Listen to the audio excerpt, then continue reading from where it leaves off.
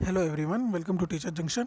और अपनी इस वीडियो में हम डिस्कस करने वाले हैं यूपी पीईटी एग्ज़ाम का जो परसेंटाइल निर्धारण है कि मतलब परसेंटाइल को किस तरह से डिसाइड किया जाएगा वो, और पीईटी एग्ज़ाम क्वालिफाई करने वाले कैंडिडेट के साथ आगे का जो प्रोसेस होगा, मतलब सिलेक्शन तक का जो प्रोसेस है उसको हम यहाँ पर डिस्कस करने वाले हैं। तो चलिए शुरू करते हैं।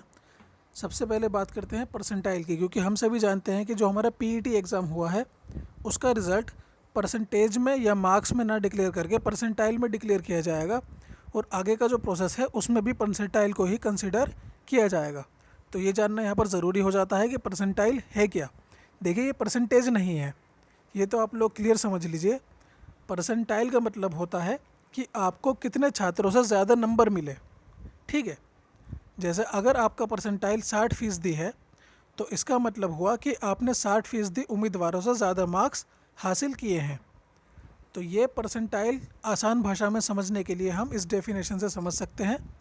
परसेंटाइल का मतलब मार्क्स का परसेंटेज नहीं होता, बल्कि ये होता है कि हमने उस परीक्षा में बैठने वाले जो छात्र हैं उनमें से कितने छात्रों से ज़्यादा नंबर हासिल किए हैं। आइए डिस्कस करते हैं कि इसको कैसे निकाला जाता है। तो परसेंटाइल निकालने का फॉर्मूला होता है 100 गुणा किसी ग्रुप में सर्वाधिक अंक लाने वाले कैंडिडेट से कम अंक लाने वाले छात्रों की कुल संख्या बटे ग्रुप के कुल कैंडिडेट की संख्या। ठीक है, जैसे इसको हम एक एग्जांपल के थ्रू समझेंगे कि जैसे किसी छात्र को 70% मार्क्स मिले और 70% से कम मार्क्स लाने वाले छात्रों की कुल संख्या है 15,000, जबकि ग्रुप परीक्षा में कुल छात्रों की संख्या रही है 18,000। तो परसेंटाइल निकाला जाएगा 100 गुणा 15,000, जो है उस छात्र से कम अंक लाने वाले छात्रों की कुल संख्या, बटे 18,000, जो है परीक्षा में बैठने वाले सभी छात्रों की संख्या। तो इस कैलकुलेशन से उसका परसेंटाइल निकाला जाएगा 83.33 परसेंटाइल। ठीक है, तो यहाँ पर ये बात आप समझ लीजिए कि 83.33 परसेंटाइल है 70% नंबर लाने वाले छात्र की संख्या। ठीक है जी, नंबर तो उसके 70% आए हैं, लेकिन परसेंटाइल है उसका यहाँ पर 83.33%। जैसे कि एक बहुत ही मशहूर कैट का एग्ज़ाम होता है, तो उसका रिज़ल्ट जब डिक्लेयर होता है तो आपने ये चीज़ सुनी होगी कि किसी छात्र ने 100 परसेंटाइल हासिल किए। तो 100 परसेंटाइल का मतलब ये नहीं है कि उसने 100% नंबर हासिल किए हैं, बल्कि उसका मतलब ये है कि उसके अलावा बाकी जितने भी छात्र हैं सभी के नंबर उससे कम रहे हैं। ठीक है, तो ऐसा भी होता है कई बार कि एक से ज़्यादा छात्रों का 100 परसेंटाइल नंबर आ जाते हैं, क्योंकि उनके नंबर इतने होते हैं कि अपने ग्रुप में बाकी सभी छात्रों के नंबर उनसे कम रहते हैं। यहाँ पर ग्रुप का मतलब हम इस तरह भी समझ सकते हैं कि पीईटी के लेवल पर तो ग्रुप रहता है परीक्षा, और आगे का जो प्रोसेस है उसमें ऐसा होगा कि मैं आपको थोड़ा ब्रीफ कर देता हूँ कि अभी जो रिक्तियाँ हैं, जो वैकेंसी है उसको क्लियर नहीं किया गया है, लेकिन आगे मुख्य परीक्षा के लिए रिक्तियों के सापेक्षी आवेदन लिए जाएंगे। तो वहाँ पर ग्रुप चेंज हो जाएगा, वहाँ पर ग्रुप उस विभाग और उस परीक्षा का हो जाएगा स्पेसिफिक ग्रुप। ठीक है, तो वहाँ का जो परसेंटाइल है उसमें परीक्षा के टोटल कैंडिडेट जो हैं उसकी संख्या कुछ अलग रहेगी। चलिए आगे चलते हैं, बात करते हैं आगे का जो प्रोसेस है पीईटी एग्ज़ाम का वो क्या होगा।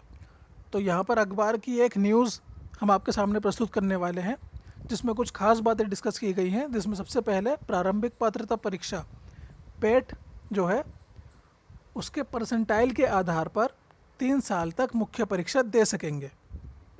तो इसका रिज़ल्ट परसेंटाइल में डिक्लेयर होगा, एक बात। दूसरी बात, इसके परसेंटाइल के आधार पर 3 साल तक मुख्य परीक्षा दे सकेंगे अभ्यर्थी।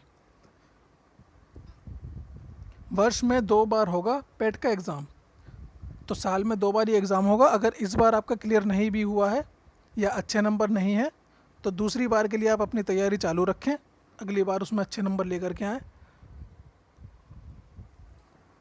इसके अलावा कुछ खास बात यहाँ पर यह भी डिस्कस की गई है कि चयन प्रक्रिया पेट व मुख्य परीक्षा के आधार पर होगी। मुख्य परीक्षा के अभ्यर्थी पेट में प्राप्त परसेंटाइल के आधार पर आवेदन कर सकेंगे। आयोग प्रत्येक भर्ती में रिक्त पदों की आवश्यकता को ध्यान में रखकर पेट की परसेंटाइल तय कर अभ्यर्थियों से मुख्य परीक्षा के लिए आवेदन मांगेगा। नई व्यवस्था नई भर्ती विज्ञापनों से लागू होगी, आयोग के चेयरमैन प्रवीण कुमार।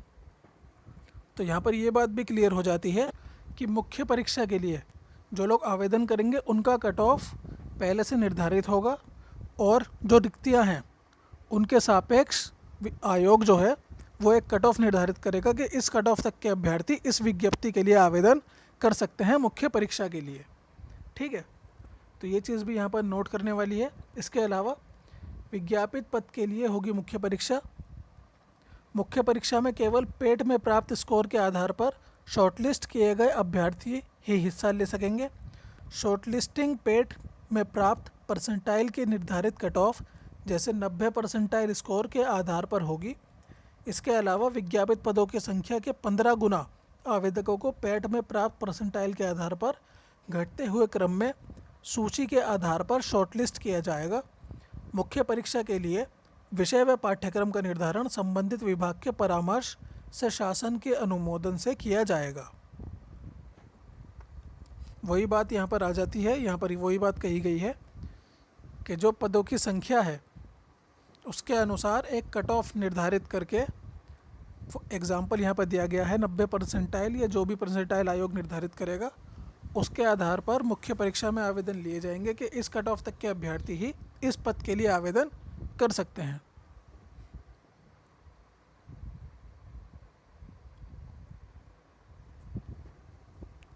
सार की बात करें तो पेट परीक्षा का रिजल्ट परसेंटाइल में आएगा, क्लियर है। रिक्त पदों के आधार पर परसेंटाइल का कट ऑफ निर्धारित किया जाएगा। रिक्त पदों के सापेक्ष श्रेष्ठ 15 गुना अभ्यर्थी मुख्य परीक्षा दे सकेंगे। जो मेरिट तैयार की जाएगी उनमें से ऊपर के 15 गुना अभ्यर्थी जो हैं पदों के सापेक्ष कि किस विभाग में किस पद हैं उनके लिए 15 गुना अभ्यर्थियों को आवेदन में शामिल किया जाएगा मुख्य परीक्षा में। मुख्य परीक्षा के लिए आवेदन संबंधित विभागों और रिक्त पदों की संख्या के सापेक्ष लिए जाएंगे।